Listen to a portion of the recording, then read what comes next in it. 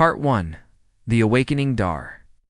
Marcus Chen wiped the sweat from his forehead as he stepped out of his small transport ship. The twin suns of Kethmora burned bright in the purple sky above him. He looked around at the ancient alien ruins that stretched. As far as he could see, broken towers reached toward the sky like the fingers of dead giants. Strange symbols covered every surface, glowing faintly in the alien sunlight. "Well, Marcus," he said to himself, adjusting his recording device on his shoulder. "You wanted to make history, here's your chance." Marcus was not like the other scientists in the Galactic Council. While most alien researchers were tall, serious beings who spoke in careful, measured words, Marcus was short, energetic, and had a habit of talking to himself. The other council members often looked at him strangely.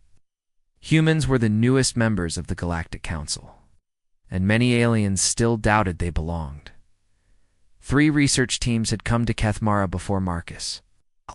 All 3 had vanished without a trace. The Zephyrians sent their best archaeologists. They never returned.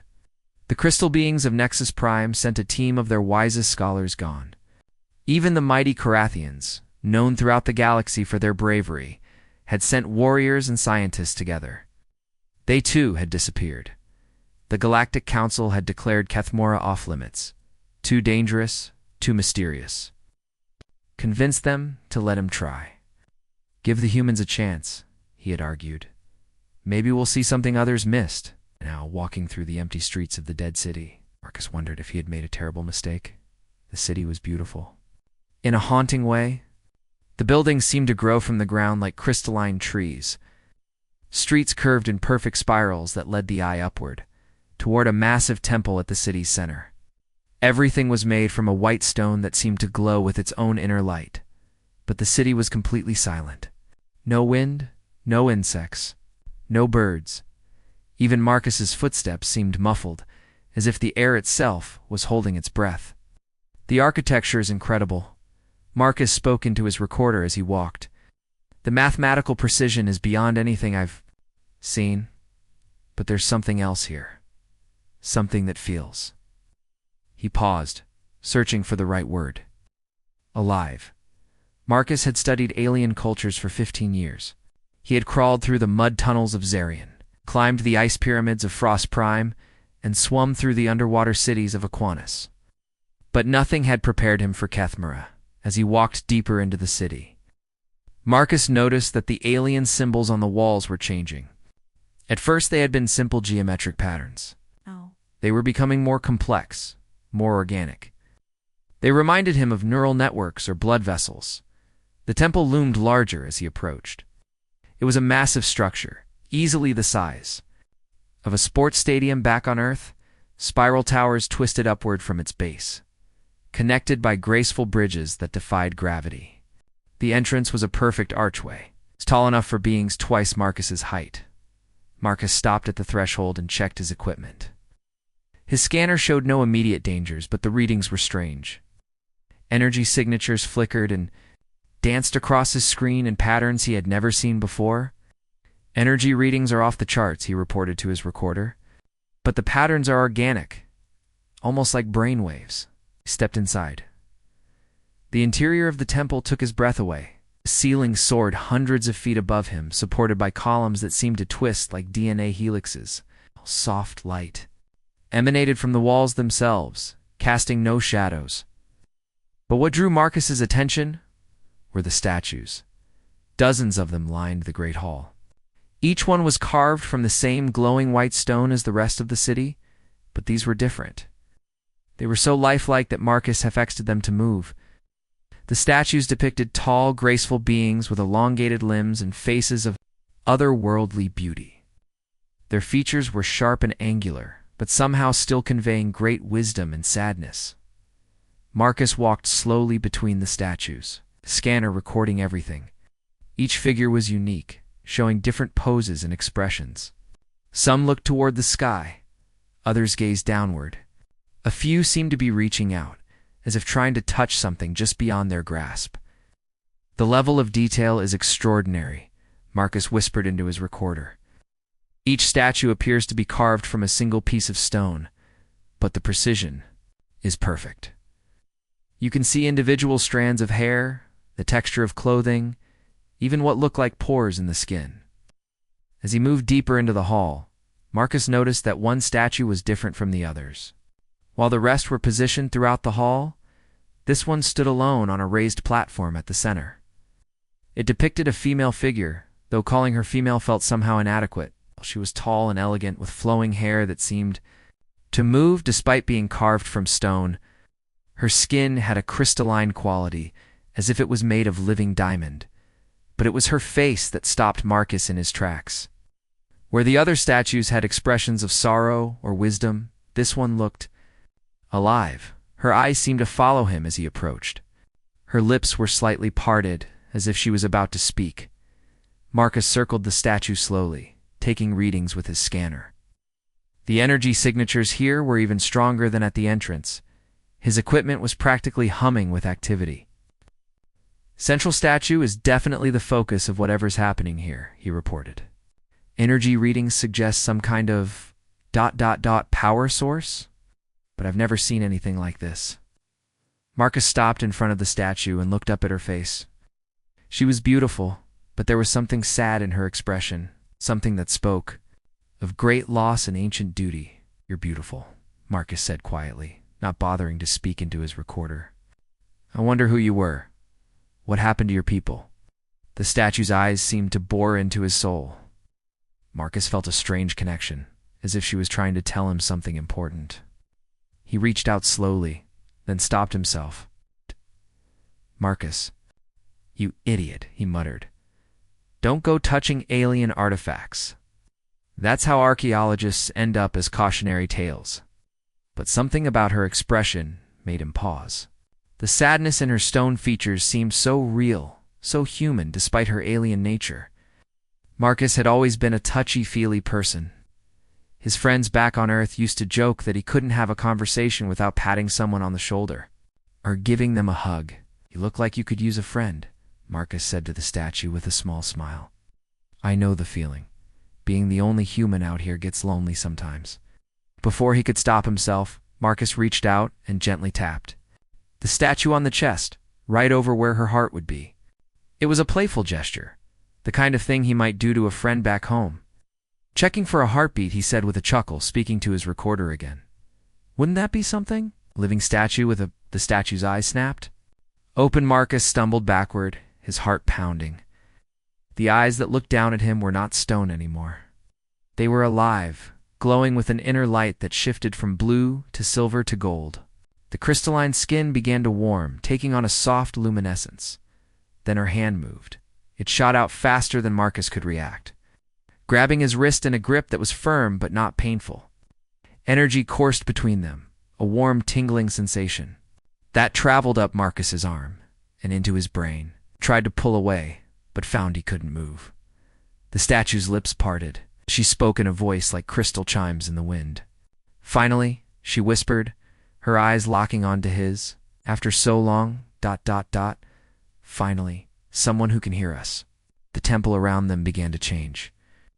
The soft light from the walls grew brighter, pulsing in rhythm with their heartbeats. The other statues' eyes began to glow faintly, as if awakening from a long sleep. Symbols on the walls started moving, flowing like liquid light across the stone surfaces. Marcus's scanner went crazy, beeping and flashing warnings as energy readings spiked beyond its ability to measure. But he couldn't look away from the statue's face. She was no longer stone. She was alive, real, and absolutely beautiful. Who are you? Marcus managed to ask. I am Zarathiel, she replied, her voice growing stronger. Guardian of Kethmara, keeper of the sacred trust, last daughter of the Talmir. Her grip on his wrist tightened slightly. And you, strange one with the chaotic mind, you may be the key to everything. The energy flowing between them intensified, and Marcus felt something being downloaded directly into his brain. Images flashed through his mind, vast starfleets, cosmic battles, and something dark and terrible moving between galaxies, consuming everything in its path. What's happening to me? Marcus gasped. Zarathiel's expression grew grave. I am sharing. With you the burden my people have carried for 10,000 years. You have awakened something that should have remained sleeping. But perhaps, double quotes, her eyes searched his face. Perhaps that is exactly what was meant to happen. The light in the temple reached a crescendo, and Marcus heard a sound that chilled him to the bone.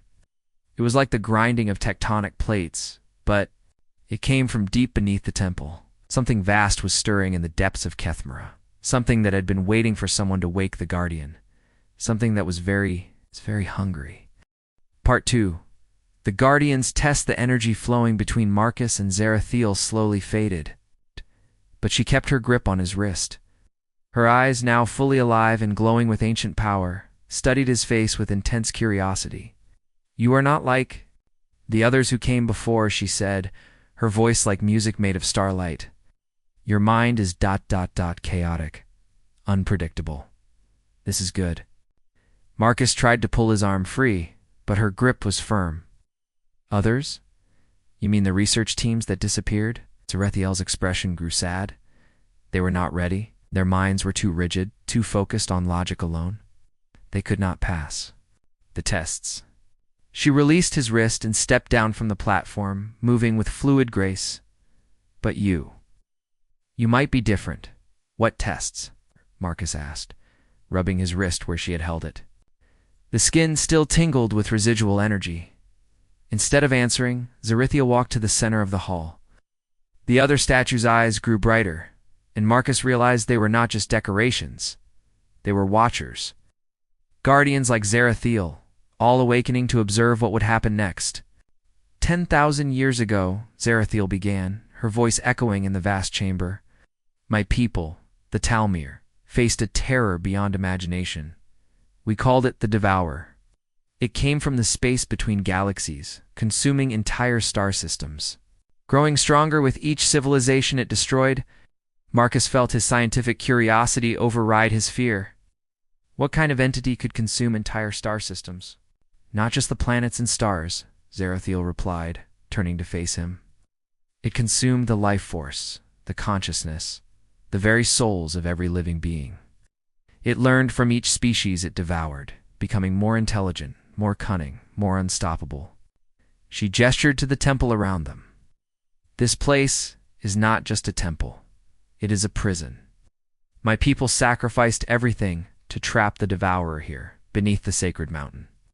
We became guardians, binding our life force to the prison to keep. It sealed. Marcus looked around at the glowing statues with new understanding. The other statues, they're your people, are all alive, in a way. We exist between life and death, between flesh and stone. If for 10,000 years we have maintained the seal, but the prison weakens with time, and we grow fewer. Zarathiel's eyes dimmed slightly.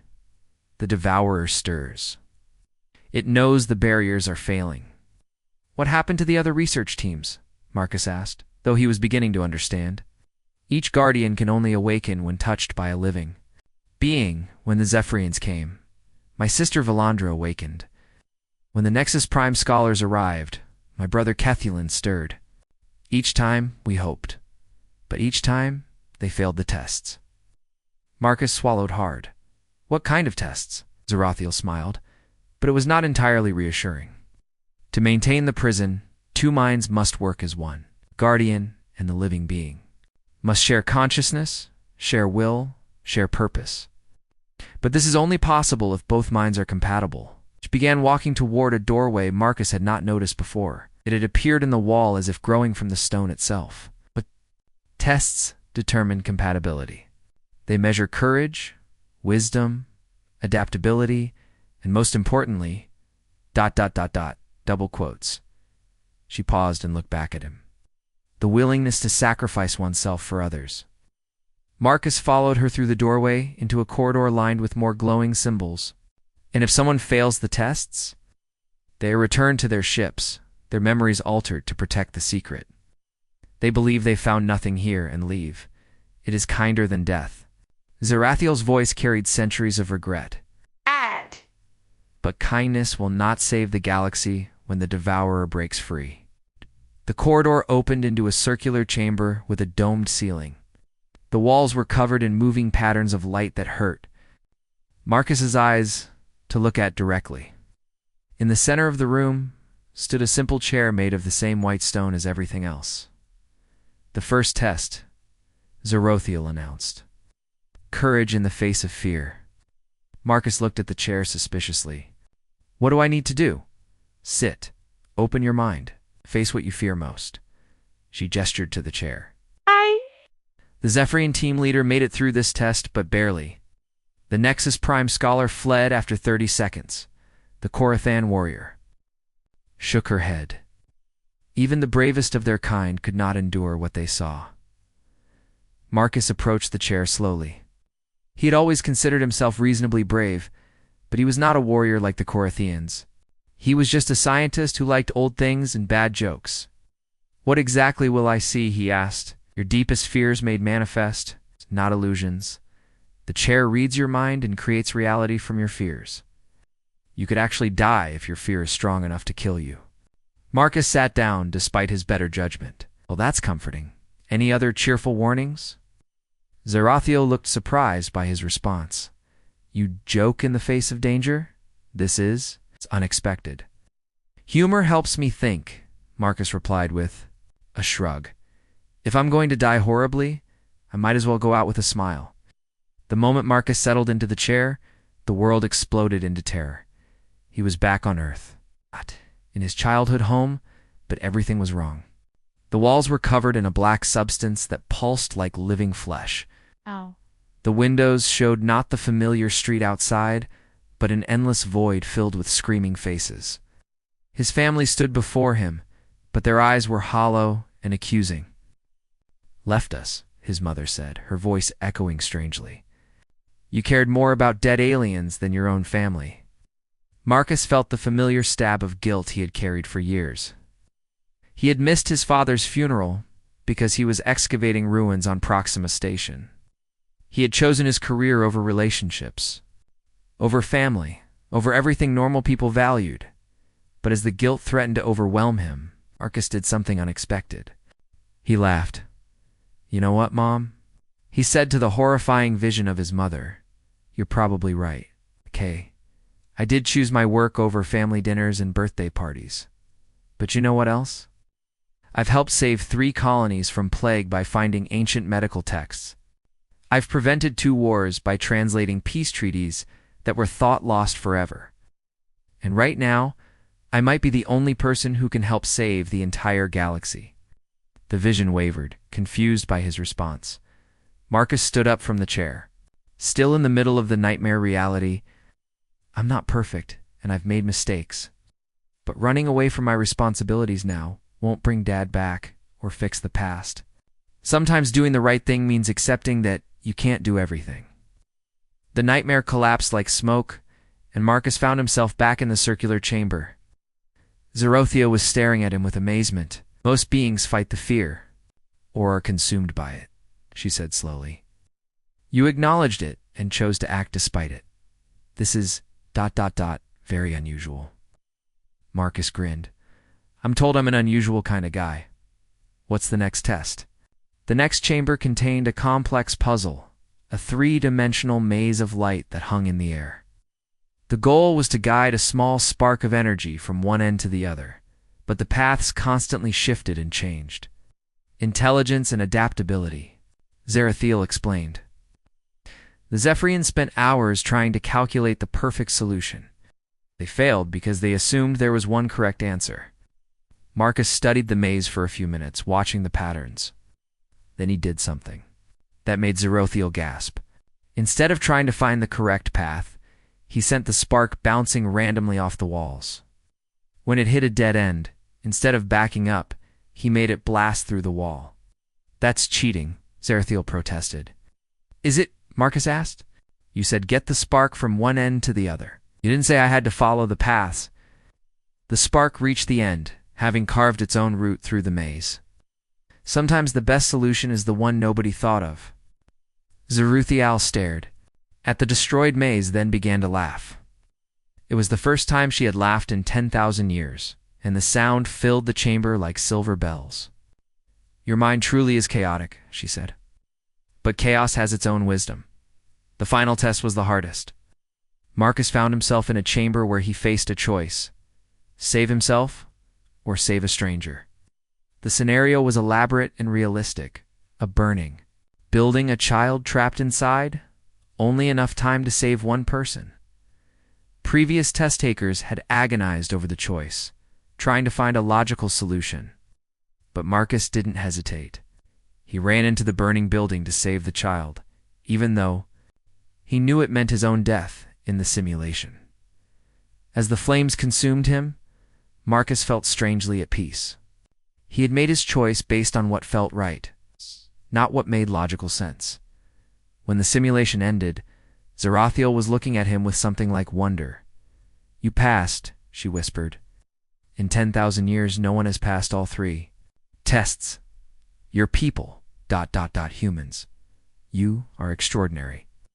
But before Marcus could respond, the temple shook violently. A sound like breaking glass echoed through the chambers, and the lights flickered. "What was that?"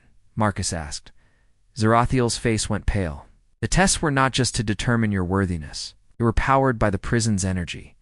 Each test weakened the barriers. Another violent shake nearly knocked them both to the ground. "The Devourer," Zarathiel said, her voice filled with ancient dread. "It knows someone has passed the tests. It knows a new guardian might be chosen." She grabbed Marcus's hand. "It's trying to break free before we can complete the bonding ritual." Deep beneath their feet, something vast and hungry stirred in its ancient. Part 3. The Devourer stirs. The temple shook again, more violently this time. Dust and small stones fell from the ceiling as ancient supports groaned under the strain. Marcus grabbed onto Zarathiel's arm to steady himself as the floor beneath them cracked with lines of dark energy. "How long do we have?" Marcus asked, trying to keep his voice calm despite the terror building in his chest. Zarathiel closed her eyes, her crystalline skin pulsing with soft light as she reached out with her consciousness. When she opened them again, her face was grim. "Hours, maybe less." The prison was designed to last forever, but forever is a very long time, even for my people's technology. Another tremor shook the temple, and this time Marcus heard something. Else a low, rumbling sound that seemed to come from everywhere at once. It was like the growl of some massive beast, but underneath it was something worse. It sounded almost like laughter. "It knows," Zarathiel whispered. "The Devourer knows that someone has passed the tests. It's excited." Marcus felt a chill run down his spine. "Excited? What? Why would that be bad for us but good for it?" "Because," Zarathiel said, leading him quickly back toward the main hall. "For 10,000 years, it has been alone with its hunger. Now it senses the possibility of a new mind to consume. A mind that has proven itself worthy of bonding with a guardian." They emerged into the great hall, where the other statue guardians stood. Their eyes were all glowing now, brighter than before. Marcus could see expressions of worry and hope on their stone faces. Some of them turned to watch as Marcus and Zarathiel passed. Ow. "They're all aware?" Marcus asked. "We share a collective consciousness when awakened. They know what has happened, and they know what must happen next." Zarathiel stopped in the center of the hall and placed her hands on Marcus's shoulders. "We must complete the bonding ritual. It's the only way to repair and strengthen the prison." "Does that involve exactly?" Marcus asked, though he suspected he might not like the answer. "Our minds must merge completely. You will share my memories, my knowledge, my power. I will share your adaptability, your creative thinking, your ... humanity." Zarathiel's eyes searched his face. "But Marcus, you must understand. Once we bond, you can never return to your old life. You will be tied to this place, to this duty, for as long as the Devourer exists." Marcus thought about his life back on Earth. His small apartment filled with alien artifacts. His job at the university, where half the faculty thought he was crazy for believing in the importance of xenorchaeology. His few friends who understood. His passion for ancient mysteries.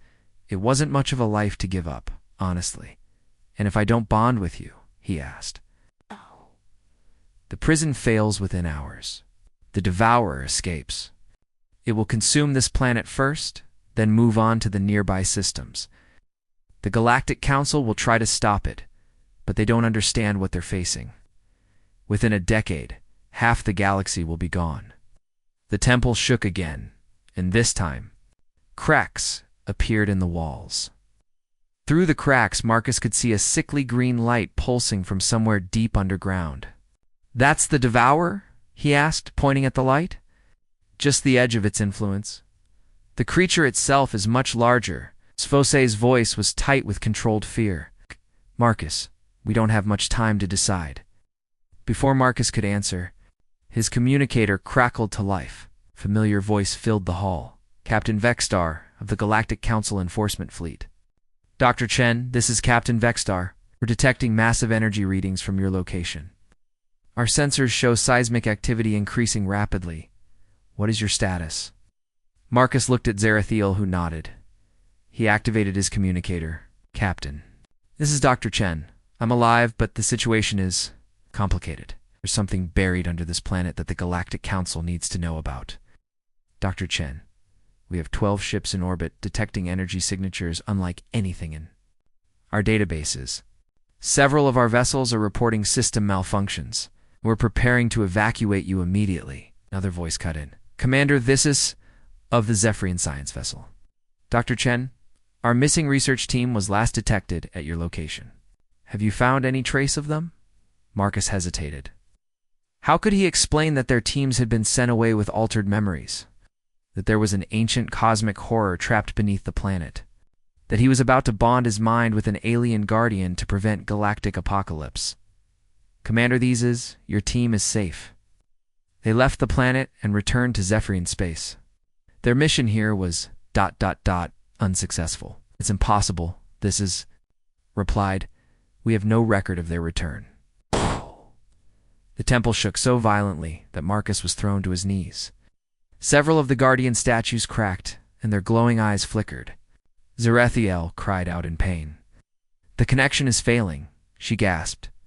"When the guardians break, the prison breaks with them." Marcus spoke urgently into his communicator. "All council ships. This is Dr. Chen. You need to move back immediately. Get at least 10 light minutes away from this planet." "Dr. Chen," Captain Vexter's voice was stern. "Explain yourself immediately. What are you not telling us?" "There's something imprisoned under this planet," Marcus said quickly. "Something that destroyed an entire galactic civilization 10,000 years ago. It gets out, it will consume everything in its path." Silence on the communicator. Then Commander the Sis spoke, her voice skeptical. "Dr. Chen, are you experiencing any hallucinogenic effects?" Exposure to unknown alien technology can cause. Her words were cut off as every ship in orbit suddenly lost power. The communicator went dead, leaving Marcus and Zarathiel in the flickering light of the failing temple. "What happened?" asked. Zarathiel's face was pale.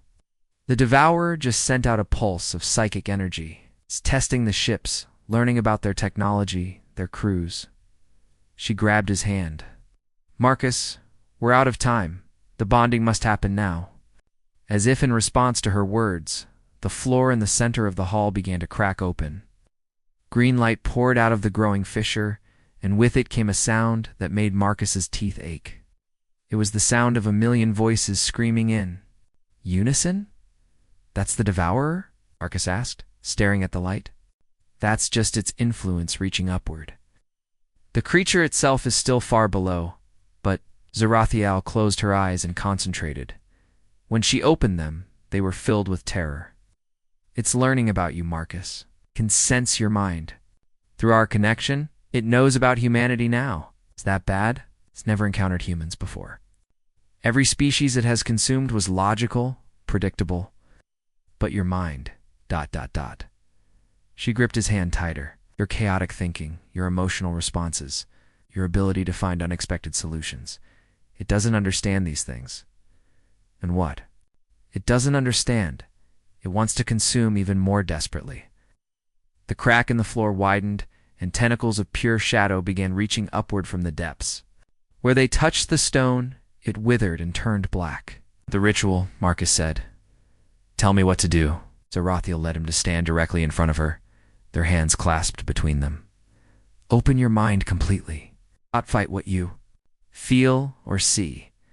Let me in and accept me into your consciousness. Marcus nodded and closed his eyes. Immediately he felt Zarathiel's mind touching his. It was like being struck by lightning. But instead of pain, there was understanding suddenly. Marcus could see through her memories. He watched the final days of the Talmir civilization, a peaceful, beautiful people who had never known war until the Devourer came. He felt their terror as entire star systems went dark. He experienced their desperate sacrifice as they poured their life force into the prison that would hold the creature, but Zarathiel was also seeing his memories. Through their link, Marcus felt her amazement at human complexity. She experienced his childhood fears and teenage dreams, his first heartbreak, and his greatest triumph. She saw Earth through his eyes, not as a simple, logical world, but as a planet of infinite contradictions and possibilities. Your people, she whispered, her voice now speaking directly in his mind. They're incredible. You feel fear and act courageously anyway. You know you might fail, but try impossible things. You love people, even when they hurt you. The bonding was working. Marcus could feel their minds merging, their consciousness becoming one. He gained her knowledge of the ancient technology, her understanding of cosmic forces, her memories of 10,000 years of guardianship. She gained his adaptability, his emotional depth, his uniquely human way of seeing problems from unexpected angles. But as their minds joined, something unexpected happened. The Devourer, reaching upward from its prison, touched the edge of their shared consciousness. For the first time in its existence, the cosmic horror experienced something it had never felt before: confusion. Through Marcus's human mind, it felt emotions it couldn't understand. Love without logic, hope without reason, the willingness to sacrifice oneself for complete strangers, the ability to find joy in small, meaningless things. The tentacles of shadow recoiled as if burned. It's working, Zarathiel said, her voice filled with wonder. The bonding is creating something new, something the Devourer can't understand or predict. But their moment of triumph was short-lived. The creature below, frustrated by its inability to comprehend what it had touched, responded with rage. The entire planet began to shake as the Devourer threw itself. Part 4. The human factor. The crack in the temple floor grew wider. More shadow tentacles reached upward from the depths. Each one that touched the ancient stone turned it black and brittle. The air itself seemed to grow heavier, filled with whispers and languages that had been dead for millennia. Marcus, Zarathiel said through their mental link, "What exactly do you mean by giving it what it wants?" The Devourer wants to consume everything. That's not exactly a plan I can support. Marcus watched the writhing shadows with fascination rather than fear. Now that his mind was bonded with Zarathiel, he could sense the creature's thoughts at the edge of their consciousness. It was ancient beyond imagination, intelligent beyond measure, but there was something almost childlike about its hunger. "Doesn't just want to consume," Marcus said aloud, his voice echoing in the cracking temple. "It wants to understand. For billions of years, it's been eating civilizations, trying to figure out what makes life meaningful. But every species it's consumed has been logical, predictable." Another violent tremor shook the planet. In the distance, Marcus could hear the sound of buildings collapsing as the ancient city of Kethmora began to tear itself apart. The Zephyrians, Marcus continued, think in perfect mathematical sequences. The Nexus Prime beings follow crystal-clear logical patterns. Even the Korathians, for all their warrior pride, follow strict codes of honor. They're all predictable. Zarathiel's eyes widened as she began to understand. But humans are chaos, Marcus finished. We do things that make no logical sense. We sacrifice ourselves for strangers. We love people who hurt us. We hope for things we know are impossible. We find beauty in destruction and joy in sadness. Above them, the Council fleet was in panic. Captain Vextar's voice crackled through the rebuilt communication link, filled with barely controlled terror. "Oh, Ships, this is Captain Vexstar. The planet's gravitational field is fluctuating wildly. We're detecting energy signatures that are off all known scales. Whatever Dr. Chen has discovered down there, it's bigger than anything in our databases. Commander Tice's voice cut in, high-pitched with fear. Captain, 3 of our ships just lost all power simultaneously. Something is reaching out from the planet and, learning from our technology, activated his communicator. Captain Vexstar, this is Dr. Chen. I need you to do exactly what I say. No questions asked. Dr. Chen? We're preparing to evacuate you immediately. The planet appears to be destabilizing. Evacuation, Marcus said firmly. I need you to send down every piece of human art, music, and literature you have in your cultural databases, and I need you to broadcast it directly to my location. Silence on the communicator. Then Captain Vexstar's confused voice, Dr. Chen? Are you suggesting we send poetry to whatever is causing seismic destruction on a planetary scale? Trust me, Captain. While you're at it, get me a direct line to Earth. I need every human ship in this sector to transmit their cultural files as well. Zarathiel stared at Marcus as if he had lost his mind. You want to show the Devourer human culture? Marcus, this creature has consumed the knowledge of 1,000 civilizations. What could human art possibly? Her words were cut off as one of the shadow tentacles. It brushed against the edge of their shared consciousness. Immediately, both Marcus and Zarathiel gasped as alien thoughts flooded their minds. The Devourer's mental voice was like the sound of stars dying. Strange. What is this chaos? Where's the pattern? Where is the logic? Marcus forced himself to stay calm and speak directly to the creature through their link. You want to understand life, don't you? You've been searching for the meaning behind consciousness. For billions of years. Why, yes, always searching, always hungry, never satisfied. That's because you've only tasted logical minds, Marcus replied. Let me show you something different. The first transmission arrived from the Council Fleet, a collection of human music spanning thousands of years. Marcus opened his mind completely, letting the melodies flow through his consciousness where the Devourer could sense them. Batch's mathematical precision mixed with jazz improvisation. The structured beauty of classical symphonies clashed with the raw emotion of blues and rock. Traditional folk songs carrying the pain of generations merged with electronic music that existed purely for the joy of sound. The effect on the Devourer was immediate.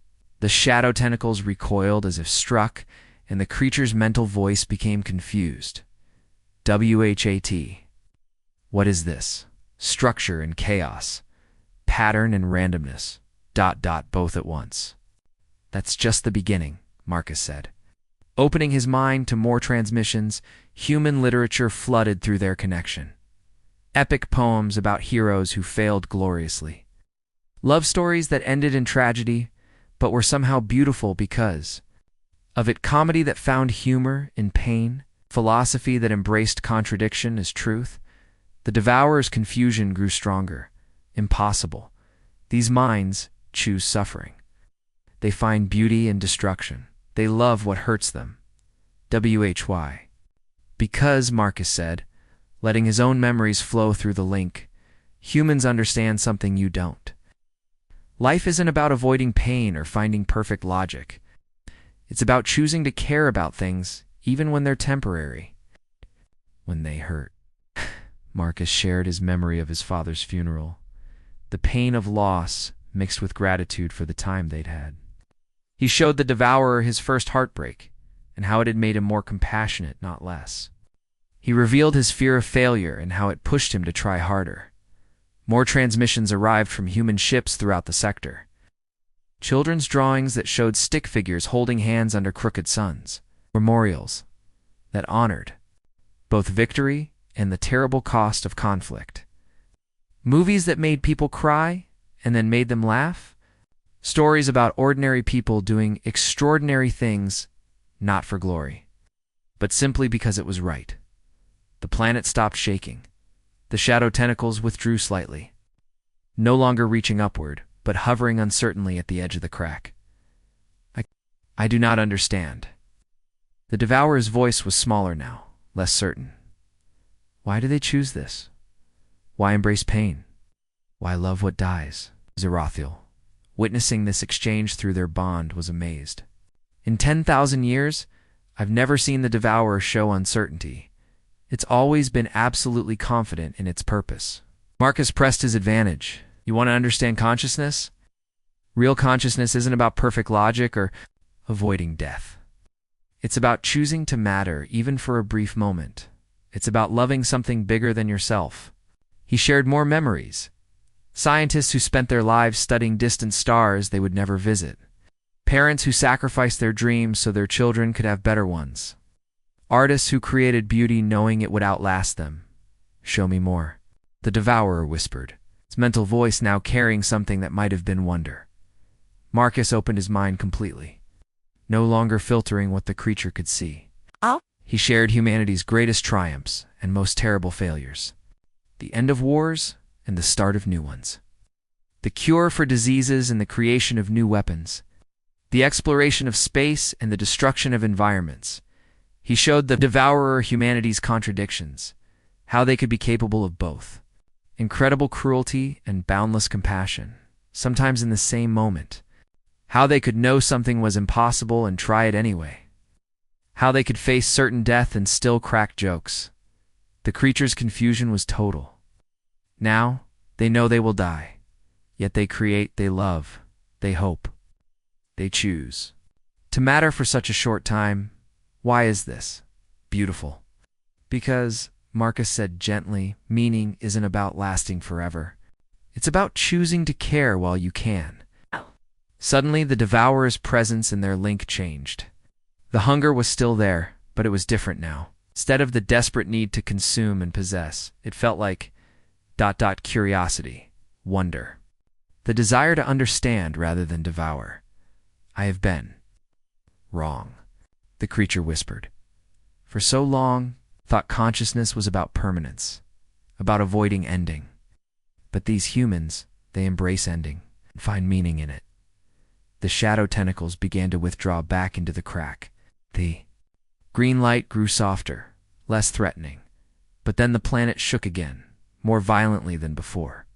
This time the tremor came not from the Devourer trying to escape, but from something else. What's happening? Marcus asked Zara Single. Her face had gone pale with terror. The prison, ... It's not just weakening from age. Devourer's change is destabilizing the entire containment system. If it transforms while still imprisoned, the energy release could. She didn't need to finish. Marcus could see it through. Their shared knowledge. The Devourer underwent a fundamental change while trapped in the ancient prison. The explosion would destroy half the galaxy. We have to let it out, Marcus said. Zarathiel stared at him in horror. Marcus, no. Even if it's changing, even if it's beginning to understand, it's still the most powerful entity in known space. Nice. If we're wrong? Marcus looked down at the crack where the Devourer waited, no longer struggling against its bonds, but simply thinking, processing everything it had learned about humanity. Sometimes, Marcus said, you have to take a leap of faith. He reached out with his consciousness and began to unlock the ancient seals that held the prison together. Marcus, what are you doing? Zarathiel cried. Part 5. Humanity Triumphant. The ancient seals cracked one by one, each break sending shockwaves through the planet. The Galactic Council fleet above watched in terror as massive fissures opened across Kethmara's surface. Energy readings spiked beyond their instruments' ability to measure. All ships, prepare for emergency jump to hyperspace, Captain Vexstar ordered, his voice tight with barely controlled panic. Dr. Chen has lost his mind. He's releasing whatever was imprisoned down there. Marcus wasn't listening to the communications anymore. His entire focus was on the presence rising from the depths below. Through his bond with Zarathiel, he could feel the Devourer's consciousness expanding as its prison walls fell away. The creature was massive beyond imagination. As it rose, Marcus realized that what they had thought was a planet-sized prison was actually just a small containment chamber. The Devourer's true form stretched for thousands of miles in every direction. A being of living darkness, shot through with veins of starlight. I am ...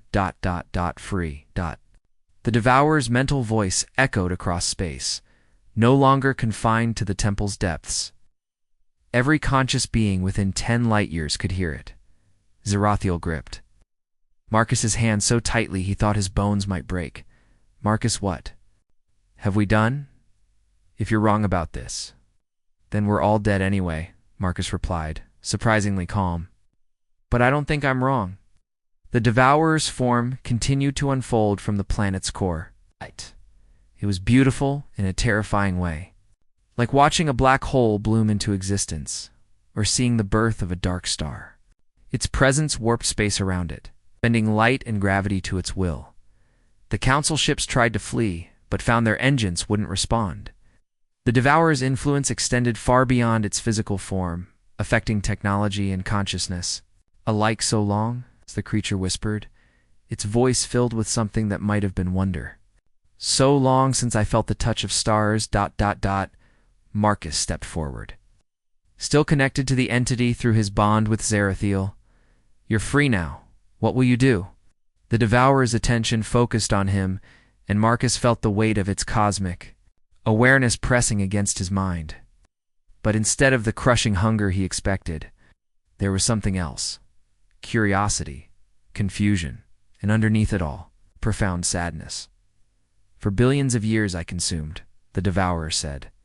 I thought consciousness was about permanence, about lasting forever.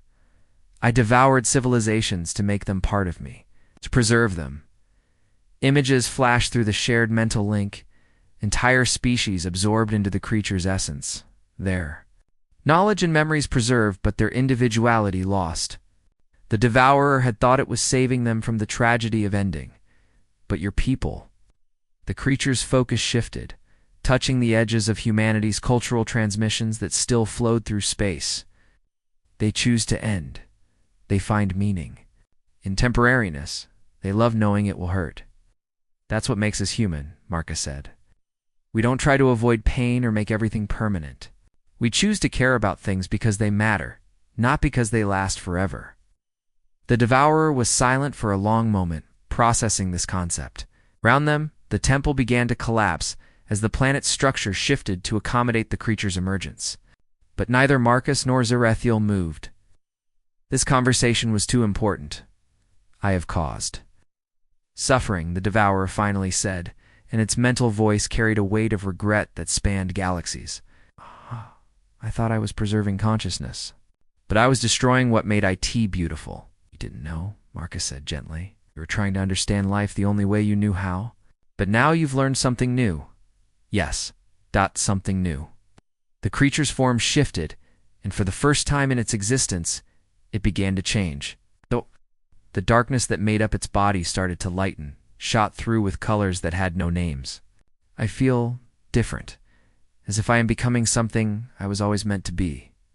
Above them, Council Fleet watched in amazement as the entity that had terrified them began to transform. The crushing psychic pressure that had disabled their ships lifted. Energy readings that had been chaotic and threatening became harmonious. Almost musical, Commander Tice's voice crackled over the communicator, filled with wonder. Captain, the energy patterns.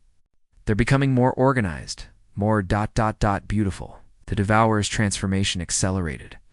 Where there had been a creature of pure consumption, something new was taking shape. It was still massive, still incredibly powerful, but its purpose had fundamentally changed. I understand now, the creature said, its voice no longer carrying the weight of cosmic hunger. Consciousness is not about lasting forever. It is about choosing to matter for the time you have. The entity began to pulse with warm light. Pulse sent waves of healing energy across the planet, repairing the damage caused by its emergence. The cracks in the temple sealed themselves.